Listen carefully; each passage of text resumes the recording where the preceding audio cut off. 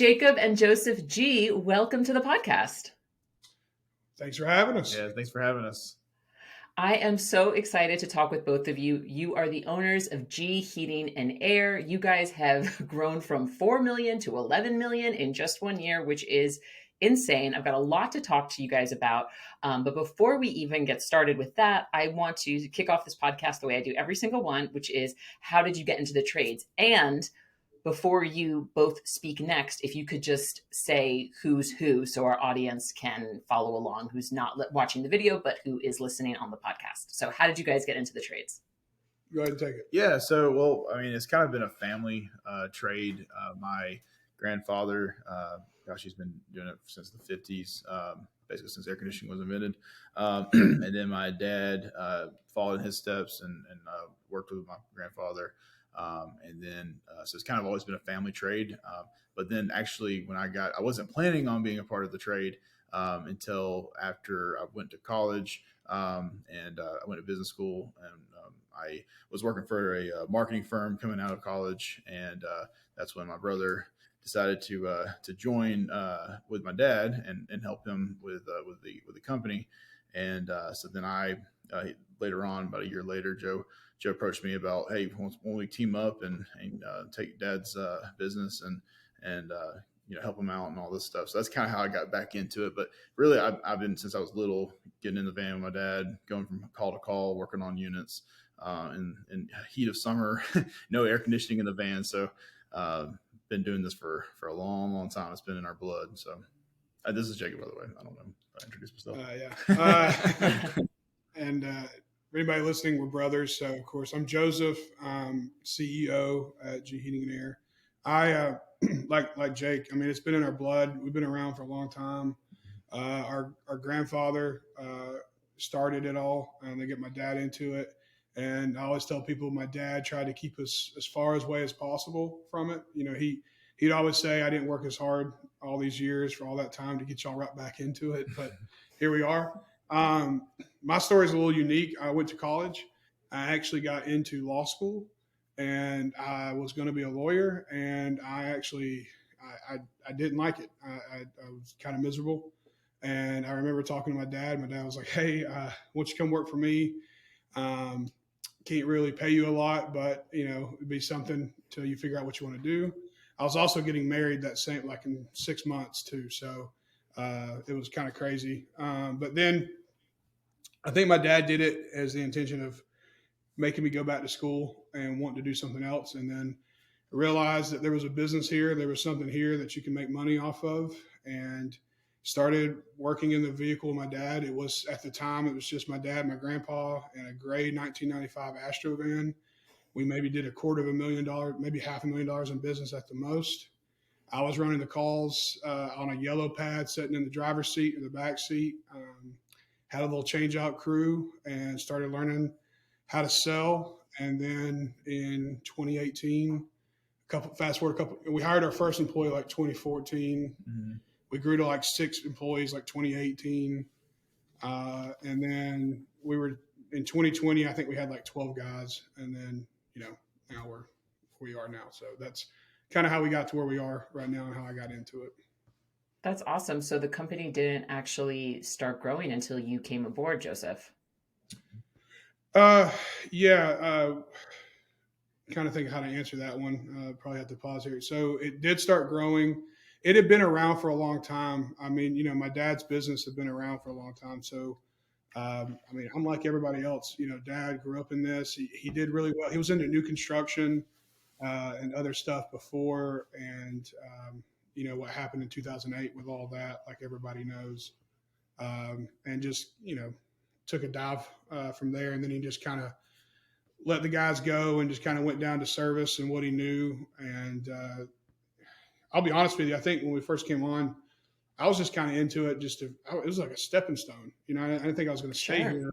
And I think I was just really more just like, hey, if I can just, I remember telling my dad, I was like, hey man, if I could just make a living doing this, just trying to make a living, kind of making it almost like a hobby. It was just a job. I never at that time didn't see it becoming a business like it is now. And until I think really until I brought you on, and then Mm-hmm. we started talking about it, and you were just kind of like, man, there's something here, and we started realizing that a lot of people need HVAC, and we made a lot of mistakes along the way, and we'll get into those during this podcast. But Totally. And that by me saying the company didn't really grow until you came on, Joseph, that's in no way to say anything bad about your father or your grandfather and how they ran the business before. But it's just interesting how your dad was very intentional about keeping you two as far away from the business as humanly possible. And now you're both running it, and you're running it incredibly well. Like, you went from 4 to 11 million in 1 year. You guys actually joined me for a webinar in summer of 2022 to talk about your first $1 million month. So you guys have done a ton of business, made a lot of mistakes, but also have made some really good decisions. So I would love to know what changed and how did you both navigate it? Yeah. So, one of the things kind of going back to where we kind of came into the business, our dad and grandfather was definitely a new construction. They basically back then, that's all you did was, you'd go around and you'd get with general contractors and you just build houses and install systems. Well, whenever the housing market crashed, a lot of companies, and including my dad's business, didn't really know how to make the transition to not having that many homes to be able to continue new construction. There still was out there, but not as much as the work was plenty, and they just needed more and more HVAC guys to do it. So the margin started to get decreased, and this is a very same story with a lot of people here, and a lot of people didn't know how to transition to being a service or replacement in that kind of business after the recession happened. So coming into it. Whenever Joe took over, little things like my dad didn't know how to take credit cards or, know how to as far as he had paper notepads that was basically everything was written down on. So when we came in, we decided, hey, let's get organized. I think the first the system that Joe kind of incorporated was like a Google. When I came in, he was running off of a Google sheet that he basically updated the calls that came in, but it was still something. I laugh about it now. I don't even know how we. And he had where basically he did have iPads for the sole tech we had, and Dad was still running calls too, and so they had iPads, and so Joe would update it on the Google sheet and email it out to them, and that's how they got their calls for the day. And so just something small as that, and then had like a payment software on the iPad that could take payments on, and so very basic, but it still was able to, instead of having to bill out all of our stuff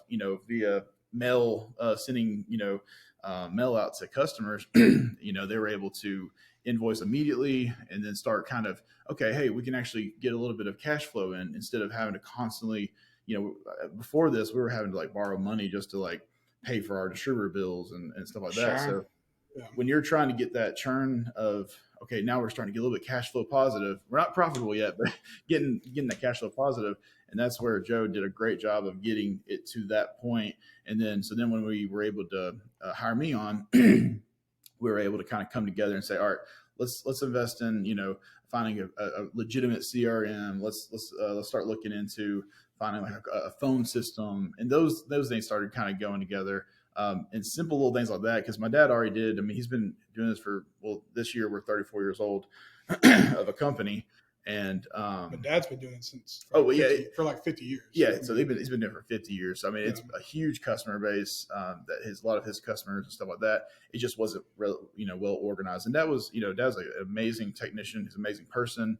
But as far as when it came to building systems and stuff like that, that was kind of where we kind of came in, and that was our strong point. So we just started kind of implementing systems. It took a little while for us to find the right systems to put in place. We knew we needed systems. We just didn't know what the systems looked like. And then we started looking at, hey, let's look at hiring the right people. And so we went through, people especially during that time, we were going through, hundreds of people just trying to find, quality people that were, trustworthy, that we wanted people in homes that could pass a background check. So going from literally my dad, my brother, me, and one tech and one install crew, having to go through trying to scale up, finding the right people. You just don't want to throw anybody into a home because that's your reputation, that's your name on their shirt.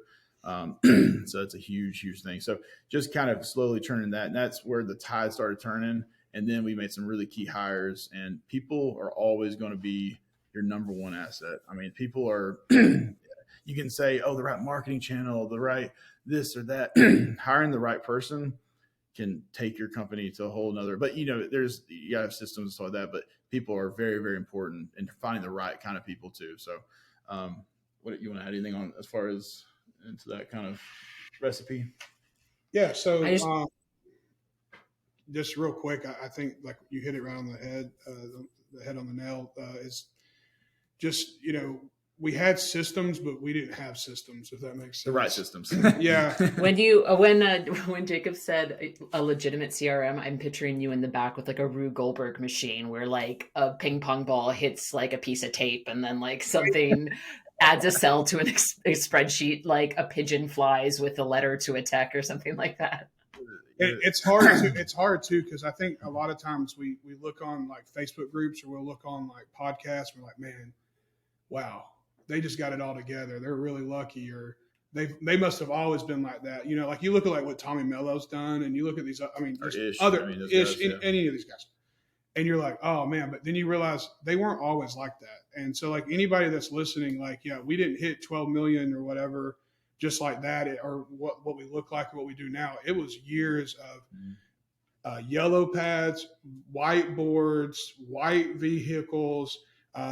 Just every system was built out of necessity. We were like, okay, we've got this. And I think the best way I can explain running this and growing this, and I think anybody out there that's listening will understand this. Building a small business is like building a rocket ship as it's taking off. So like, I mean, really, and it's like you're like, okay, I got this one thing done, then you realize that you're still missing half the other side, and there's holes everywhere, and you're just trying to go from one Not thing, burn up in the atmosphere, basically. In the atmosphere and everything. So anybody listening, like, man, we were right there, like dealing with distributors and not knowing who to go to, not having a CRM, not knowing how to price things, and it was like cash in, cash right back out. Why am I not making money?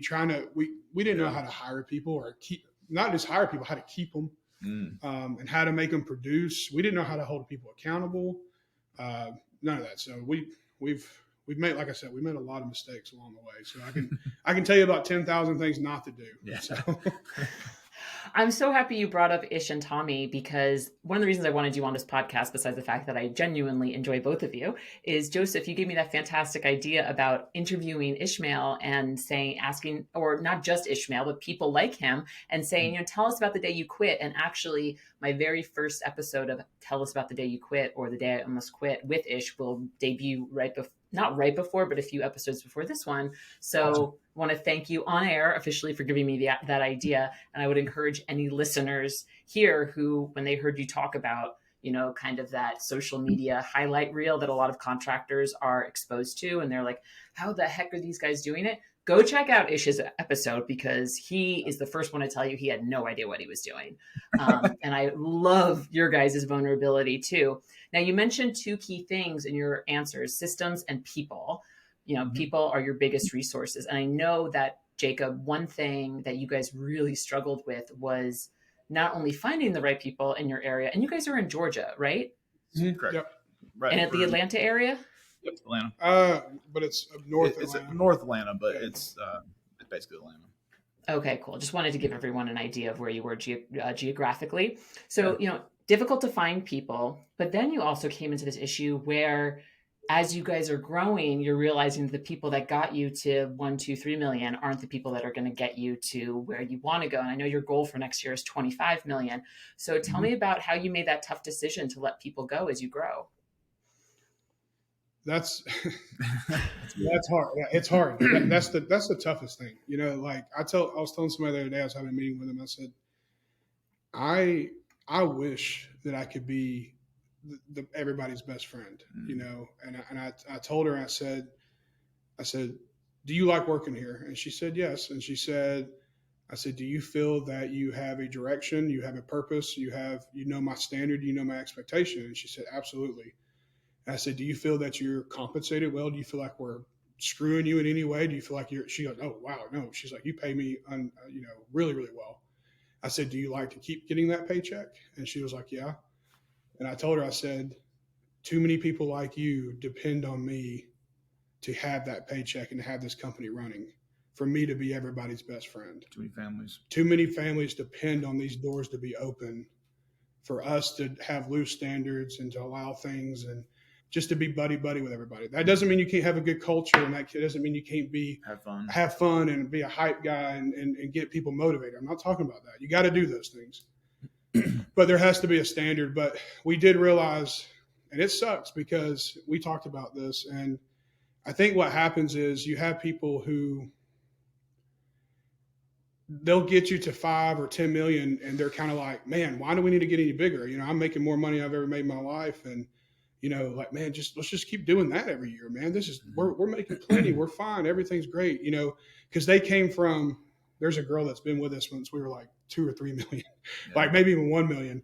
And what she's seen it change, right? And she's like, oh my gosh, like, I mean, she's fully on board, but she's kind of like, wow, I can't even think about getting double this size. We were already, quadruple what we've been. And sometimes you get guys that are just completely okay with that. Mm-hmm. And when you have people who are completely okay with just being, once you get there, just kind of getting there, they're not going to be the ones that's going to get you to 25 to 50. And then also too, I think some people just get burned out. Mm-hmm. Growing from 4 million to 12 million in a year or whatever, it's very easy to get burned out and to be pushed and to say, hey, you know what, I could probably go work somewhere else and just kind of ride it out. Or maybe this isn't for me. So you kind of have to sometimes bring people in that are fresh, that are like, hey, you're at 12, let's go to 25.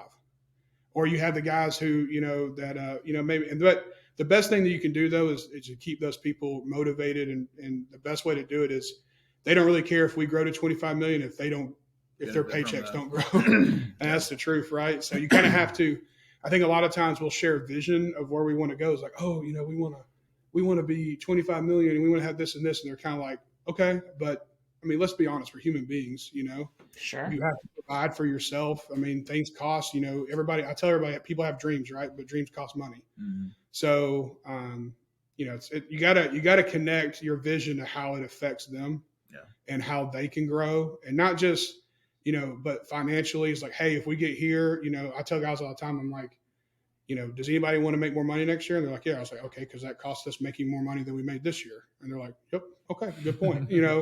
So that kind of helped. But getting rid of those guys is tough. And I've learned that, and this is hard, you can't really manage people, because when I say people don't change, I mean, addicts and different stuff can change, of course, people can change, but someone who's a left side of the brain person isn't just going to wake up one day and be a right-sided brain person because you want them to be.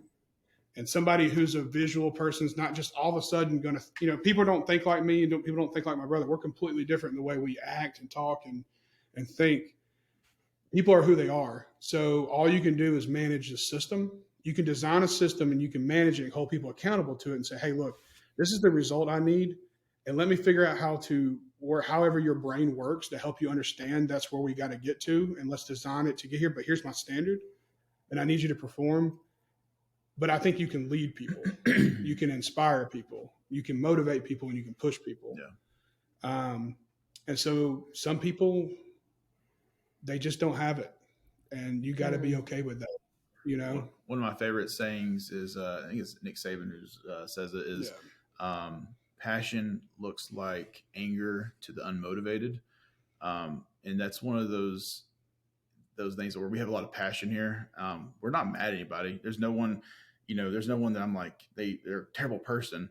It's, we try to motivate, we try to push, and we try to all that stuff. And there's some people who feel like that's anger towards them, like, oh, you're singling me out, you're pointing me out, and all that stuff. And I was like, no, man, I believe you can do better than this. I know that you can. I know that you can provide more money for your family than you've ever done before. I know that you can achieve more than you can ever achieve. And it's when they start kind of getting disgruntled because you see so much more for them than they see for themselves. And that's very tough to see, because you're like, I can see this. I can paint this picture for you. Like the same way that me and Joe, and we said, and Joe had the vision of like, hey, we're going to have 60 employees. We're going to go to $25 million and all this stuff on the board. Back when we were at 1 million, sitting in the ranky-dank little shop, and we had rats running through our attic. Oh, you Did don't they know just how to. count as? Did those Yeah, count as employees? Yeah, those were our first. yeah. No, but we had one time where this kind of gross, but like they basically had problems up there where they had died, and then we had rats. Oh, We had stunk, and then we had flies that were flying everywhere. Honestly, we could write a book about it. It's how much of a horrific experience it was in that first shop. But anyways, but Joe's sitting up there, unfathom, just like he's got a whiteboard. His whole room's full of whiteboards, and then he's just mapping out this company from like that point. And of course, we look nothing like exactly that. But at the time, I was like, this is impossible. Like, I'm going to try to support my brother's dream. And I'm going to try to, build the systems with them and all this stuff. And I was like, but it's like, this is going to be crazy. And seeing that kind of come true. But I forgot what I was going with. I started telling everybody. Yeah. I went around and I literally just started saying every person. I said, 50 million in 5 years. If you don't believe that, get out. No, I really did. Yeah. Well, that's what kind of mentality we try to get. In the back of my head, I kept saying, like, we're never getting 50 million. But when Joe, he basically was like, well, I want to find the people who believe that we can do this, that believe that 50 million is the mission. Our mission is not 5 million. At this time, we're $1 million. I didn't want people to say, okay, yeah. And I was like, all right, I see who you are. I wanted the guys that go, hell yeah, let's do it. Yeah. And that's literally the people that, that are in my core group that are still here. The ones that are like, I remember the first time. All right, let's do it. I remember the first time Joe gave this like really like intense speech to the guys. We had it was like 6 of us in this room. So you got to understand the picture. We got rats running through our ceiling. We got 6 guys sitting in this office, and Joe comes in. He was like, "We're going to $50 million in 5 years," and he was just like, "This is what it's going to be," and all this stuff. And like Joe's just getting this hot, rally up speech. And then afterwards, I like kind of sidebarred with him. I was like, "Joe, I was like, 50 million? This is the first time I heard the 50 million figure. Because at first we were talking about 25 million. That was like our original goal, And he said, he's like, I mean, you're like, well, our first goal, you're like, wow. He's like, I mean, we might be able to, but I just want to see if they would, if they're gonna budget that, well, they can leave, And so me and him were just like, yeah, that's crazy to even suggest 50 million. So I thought 50 million sounded better. I was like, I'm going to find out what they think about that because, Michael Eisner was the CEO of Disney, and he came in one day and he said he wanted to build a hotel the size that looked just like Mickey Mouse, that was literally like a standing Mickey Mouse. And turns out he never intentionally meant to do that. He just wanted to find out who was willing to step up and say, okay, we can do it, and let's start doing it. And he kept those people, and they got promotions and moved up. Wow. Yeah, that really happened. And so I was like, all right, well, fine. 50 million in 5 years. Find out who literally is going to be who's a dreamer with me. Yeah. And that's what we did. But Jacob, even though Jacob wasn't necessarily, it sounds like you were dreaming out loud, but internally you were Jake's a more skeptic. Jake's a realist. I'm more realist. Where I'm sitting here and thinking like, I'm looking at it because I came in, I did the financials, and I kind of did all that. I'm not an accountant, so but I was doing the financials for the company, and I'm just sitting there. I'm looking. I'm like, man, we're considering not like taking paychecks this week. Like you're over here talking about 50 million and stuff like that. Like, just a different world. But my brother did have the vision. He saw it, and that's where we kind of started saying, okay, let's build a team that believes that. And there's some key guys that are, The biggest argument between me and my brother over the years has been, I'm the guy that's like, let's go hire 5. Like I was like, let's go get it. Let's just do it. I was like, why can't we move our marketing budget to 28%? Why is it got to be at 8%? Like just go do it. I was like, get every billboard around here. And Jake's like, okay, that costs money. So I was like, let me go let me call the banks and see if they'll loan this company who is in the hole. You know what I'm picturing? That internet image of that dog in the kitchen sipping coffee with the fire all around him and the caption that just says, "This is fine." Like I'm picturing that as like the inside of your head, Jacob. That's how I am. Like I don't know. That's how the office. I mean, honestly, that meme is the best picture for how that entire office was set up. This disgusting. It was a building that our grandfather and dad owned for years. So it was free. I mean, we weren't paying rent. It was a free space. We couldn't pay rent. I mean, literally. So this was all. Once we finally saved up enough money, we got our first little suite in a little shopping center thing. And that's where we set up shop. We had 2 little offices.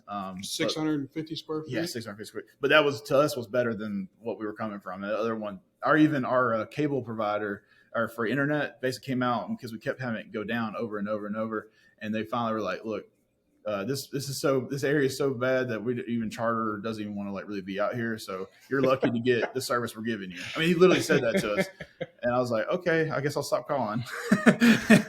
So all right.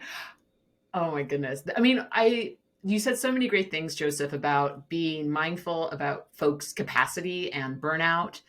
You also said some great things about how being the owner, which I've heard time and time again, so many people depend on the paychecks that this company generates. I cannot just keep you around because I'm a nice guy. And then this other lever of, I love what you brought in with Michael Eisner about, I just want to see who shares this vision with me. And when I give them an insane project, instead of saying, no, we can't do that, they say, okay, let's get started. So I think those are all really great leadership things to keep in mind for folks who are listening and are building their own business. I want to move away from people right now because I know I could talk to you guys about this for like 5 hours because this is one of my favorite topics too. But I really want to get into systems because I know that was a place where you guys were just like in over your head. You're like, how do we even get this started? So how are you implementing systems today to keep the business scalable? It's every day. We literally, one thing that me and my brother do is like, did you implement a new system today?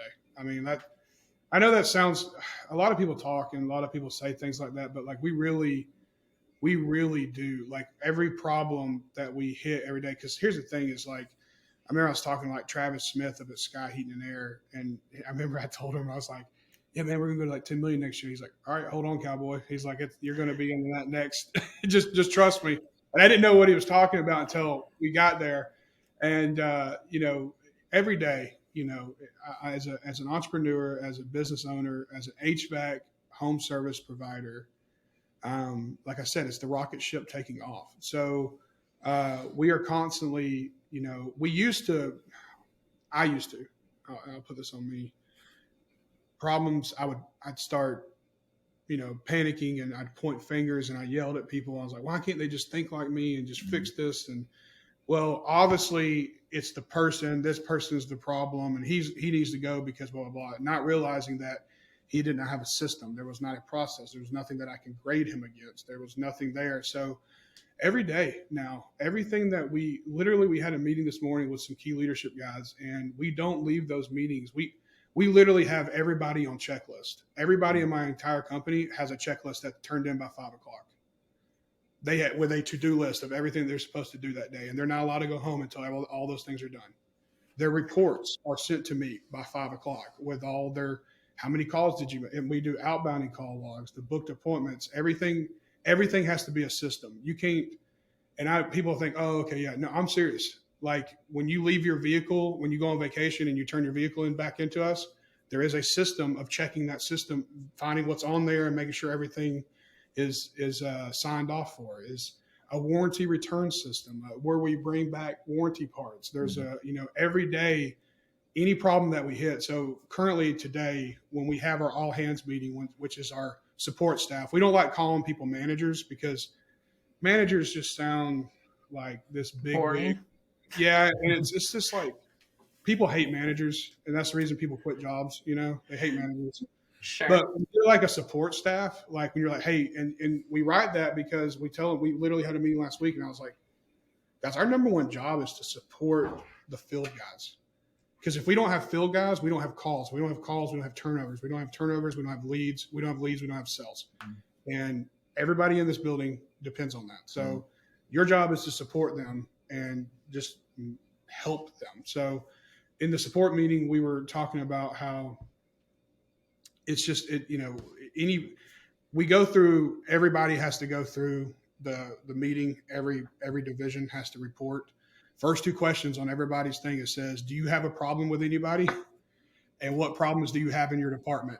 And do you have a problem with anyone? Because I'll fix it for you. No, it literally says, speak now or forever hold your peace. Because if you don't bring it up, we can't fix it. We don't know what's going on. So it's really cool to see our all hands meeting is just this big, like, it's not a call. They sit in a circle. It's not a classroom. It's in a circle. And they don't like call each other out. They're just kind of like, hey man, we're not doing this right. And this is this and this. And it's an accountability thing. And then we get into, they know that it says right here, what is before they can leave, and they have to turn these notes in and everything. they have to write out an action plan. Every problem that's brought up has to have an action plan before we leave that day. Nothing is more annoying than people who bring up problems but don't bring up solutions. Well, anybody can bring up problems. Amen. You know, the reason I tell people, the reason you're sitting in these chairs is because you're not those people. You're problem solvers. That's the number one thing that you do. That's all we do all day. We just solve problems. That's it. And if you think about it, having a plan of action, because a lot of people can bitch and complain, but nobody comes up with a solution. Like, okay, we know that's happening. What are we going to do to prevent it? And so they come up with a plan of action that goes into like an implementation thing. We start figuring out what's working, and then we create a system, and then it goes into like literally we have Google Forms where everything is into a system, and they have to have a checklist, and everything has a process. And even our warehouse has everything labeled with signs that says put here and set this here and do this here. And every vehicle, everything's labeled. Even we don't even allow them to put their tools where they want to. They're not allowed to hang their gauges where they want to. They're not allowed to put their cones where they want to. Everything is labeled, and they have picture books that show them where everything's supposed to go. So that's kind of how we're doing things now. Systems. Yeah.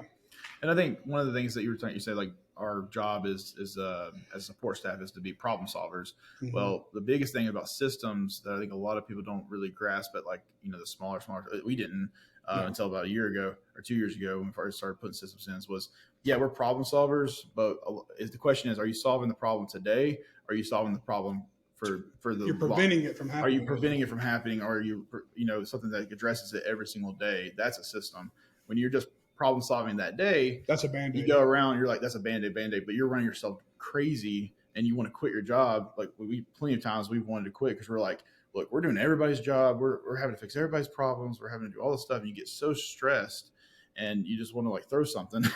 And, but when you start realizing, hey, today, the problem's not going to be fixed today, but let's fix and figure out and sit down and build that system that allows this to be addressed every single day by whoever, if it's an employee or if it's a system like, ServiceTitan that can automate something or whatever it is. But then we can make the system where it all of a sudden starts driving itself.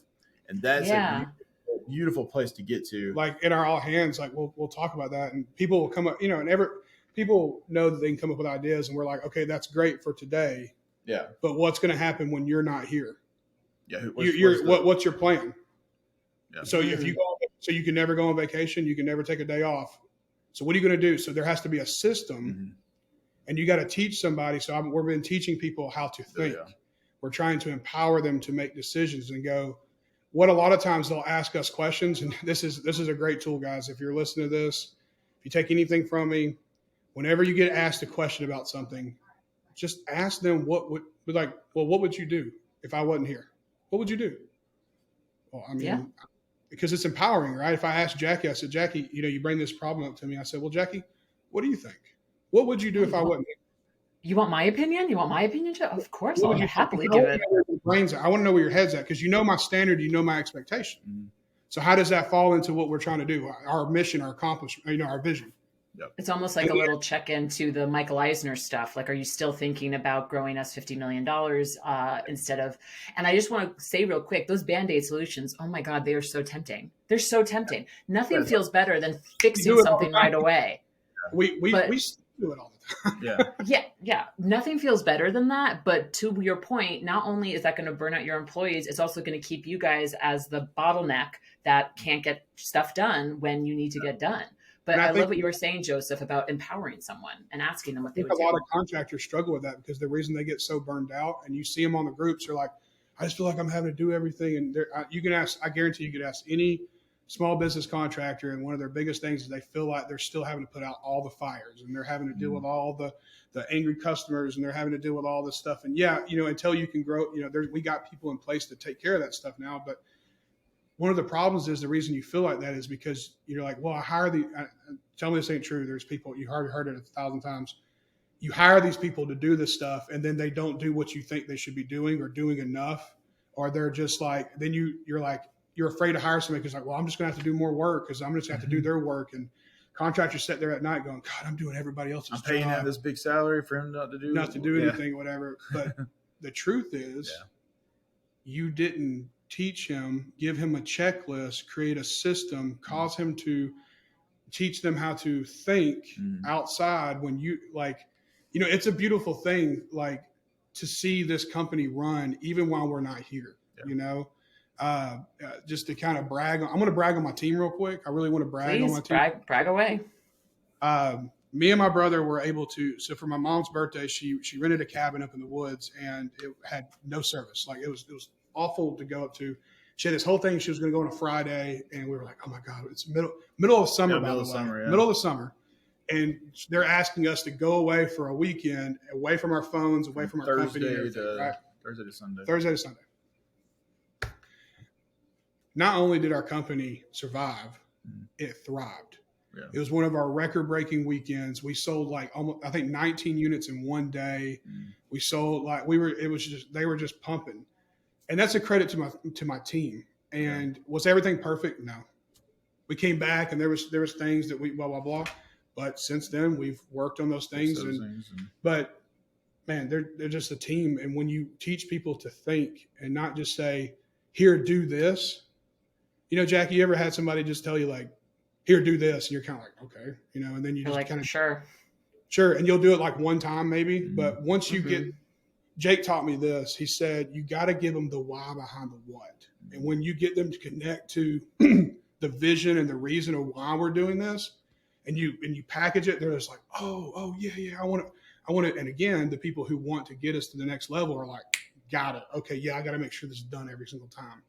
And that's a long answer for what you asked, but yeah, that's what I love your long answers, and I want to call out that. One, I love it whenever people brag on their team on this show. I think it's fantastic. So thank you for doing that. And I love that you said, we did great, but we got back, we noticed some stuff and we tweaked it. And now we're even better and more prepared for next time. One thing that you guys mentioned the last time we spoke is that you guys don't have a slow season at G, you have a manageable season. So I would love to talk about how you've reframed this very scary time that a lot of contractors, talk about. Yeah. I mean, it's one thing about HVAC in general that I had to really kind of learn coming into this was the seasonality of the business. As much as you a lot of people they'll live and die by this too. Is got to understand that this industry is weather enhanced, not weather. What's the saying? We're not weather dependent. We're weather enhanced. Exactly. So basically, to really grasp that, you have to understand you just got to change your mentality. It's like in the summer and like the cold winters.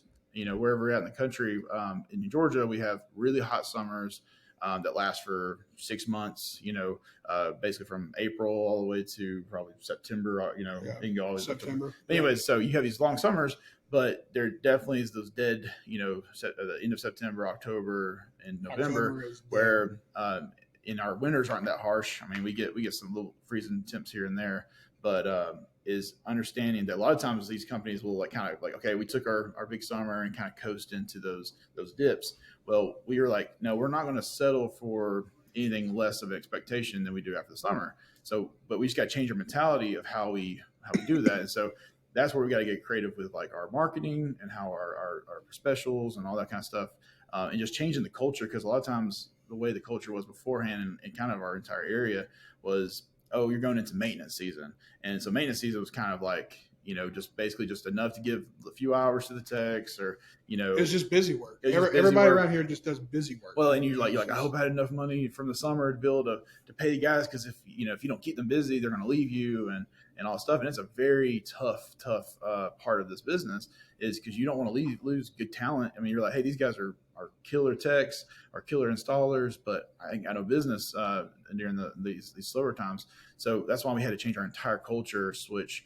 And so we made some serious leaps and bounds as far as not just we see every single time we're in a person's home. First off, we're thankful to that person for even allowing us in their home. I mean, that's not a given. So just to be able to earn that trust every time. So just be thankful. Walk into the home and be thankful. Like, hey, thank you for even letting me into your home, Mr. Smith. I'm thankful for that. So you build that relationship with the customer. We preach that, like, hey, just build relationships with these people. And then we have a strong process where we go through the full system and, we have these turnovers and we really embrace the maintenance as an opportunity. So it's not just It's going not into busy work. It's not busy work. It's not, hey, how fast can I get into this? We encourage our guys to spend an hour and a half in these homes and to really focus on what the customer's needs are. Because he'll a lot of times you'll sit there and they'll start telling you like, yeah, I don't really like how this part of my house is this or that, and you say, okay, Mr. Smith, I got some solutions we'd like to go over with them. And so we just we switched our mentality. In the summer it's very like, when you get in the home, it's 100 degrees in there. I need to get this person's AC back on, or look at solutions for them. It's very direct. They want you to basically figure out how to get them cooling as fast as possible. But switching that culture shift of this isn't just busy work. This is opportunities that we're going to sit here and listen to these customers and take their concerns for real. So just switching that whole mentality, and then also our support staff. A lot of times, what happens is, wow, we worked really hard this summer. Let's take some time, to almost kick back and chill. Because most companies just kick it and chill and just coast until the end of the year. Yeah, and you start, and that's one of the things we kind of saw early on. We had to fix was a lot of people are like, man, we worked so hard this summer. Like, can we not just kind of chill till it gets busy again, and stuff like that. And it's like, yeah, we can but we got to change our mentality. And that's where we're like, hey, we've got to hustle, we got to continue providing for these families. We can't just let, installers stay without work for, these people are trusting us. So we've got to figure out how to do this. And so we got our whole support staff, hitting, we go through multiple call lists, we go through multiple, just different things, strategies we have. And we stay that consistency. And consistency is one of those things that me and my brother have just really started learning. That's where you want to build your business to, is consistency, because, things that are going to keep you don't want these big swings in demand and all stuff. You want to try to stay as consistent as possible and build people and systems on consistency. The same amount of calls, we only want to put like 3 calls on a tech. Sometimes when it gets a little bit cold or hot out, you might have to go 4, but you want to keep things consistent. And so that's a huge kind of thing to unfold, is how important just keeping systems and expectations. And if you have a meetings, don't stop doing meetings in the summer and then pick them back up in the slow time. Do the same thing, same exact system every single day. We're creatures of habit. We're creatures of habit. So it throws you off your whole game. So. You got to understand how these guys operate as an entrepreneur, as your owner. Would you like to come into an environment that is just, like you never know if you're going to have work, or you never know if you're going to have this and that and this and that. And don't get me wrong. We've canceled meetings for things and moved them around, had to reschedule. Emergencies happen, but we try to be as consistent as possible, that they know what they're expecting. They know what they're getting. That has helped tremendously. But with the manageable season, calling it opportunities, not thinking about maintenances, like if you got somebody in your company that says, hey, give the maintenance to the young guys, you need to let that guy go fast. He needs to go fast. You need to get rid of that guy. I'm talking about before he finishes that sentence, go ahead and have him his termination papers to him. Yeah. Because that guy is not going to build your company. He's not going to get you where you want to go. He sees it as a waste of time. He sees it as like, oh, these little maintenance things or whatever. And if you got guys who don't want to do your expectations, who don't want to do your process, don't settle. Let them go. Wow. Them go. I had a very, very tough. Jake was in at the end of the meeting. I had one of my techs in here the other day, and we had an accountability meeting. He was slacking, calling out and all this kind of stuff. And it's not. I have to hold everyone accountable. It's tough. I tell people all the time in my meetings, this is the toughest HVAC company to work for in the state of Georgia. We will make it. It's harder to work here. Our standard is higher. You're monitored. Everything is KPI'd. We have accountability. We have it on the screens. It is tough. But we're going to find out who wants to be here, and we ask everybody. I think if you remember in the webinar, do you remember what my question is? I ask all my interviews. Oh, I remember. It's a spicy question. Can you remind me? Yeah, it's do you think you're a winner? And I always ask people that. I always ask people, do you think you're a winner? Then why do you think you're a winner? Because that's all I want. I just want people who. I want winners, and take another quote, mediocre people can't stand high achievers, and high achievers can't stand mediocre people. And they don't mix. That's true. It's like oil and water, because one's going to weigh the other down and make that whatever. And the achievers are like, hey, get out of this way. And the people who barely get by. So the manageable season you got to have people who are bought into the vision. Mm-hmm. You got to have winners. You got to have the achievers who say, no, I'm not going to let this be manageable. I'm not going to let this be slow season. You got to have the call center that's taking every call and not letting people cancel or reschedule, or that are like, nope, we're going to put as many calls on this board as possible. You got to have, it takes a whole team. You got to have the coordinator saying, no, we're going to get every install in today, tomorrow. Because, it's easy to say, oh, we'll just get to you next week or whatever. No, everybody's got to be rowing just as fast. And that's how you kind of make it. But if you got to change the mindset of these are opportunities. And once you change that every house is an opportunity, your slow season really does change, because a lot of companies take all the money, like he was saying, in the summer that you make. And I know what you guys are thinking as entrepreneurs is whatever is, I'm hoping that I make enough money to just ride out until next summer. I'm going to coast it and pay my guys. I got enough stored up. I'm just going to put it in the storage. I'm going to put it in this piggy bank and store it. That is not the way to live as an HVAC owner. You're going to eat all your profits, but the point of a business is to put as much cash in your pocket as you can. Yeah. You should be taking cash out. You should be rewarding your employees and yourself and spending that money on things, to have nice facilities and stuff and better insurance plans, not storing it up, hoping that you make it out for 6 months. And that when we did that, it changed. It was scary as hell, but it has, it was the same thing as like, we're going to be at 50 million in 5 years. I still say that all the time. I go around 50 million in 5 years. We're still I find out who's going to go with me. So I hope I get the opportunity to do an interview with you again when you guys do hit 50 million in 5 years, maybe less. We're going there.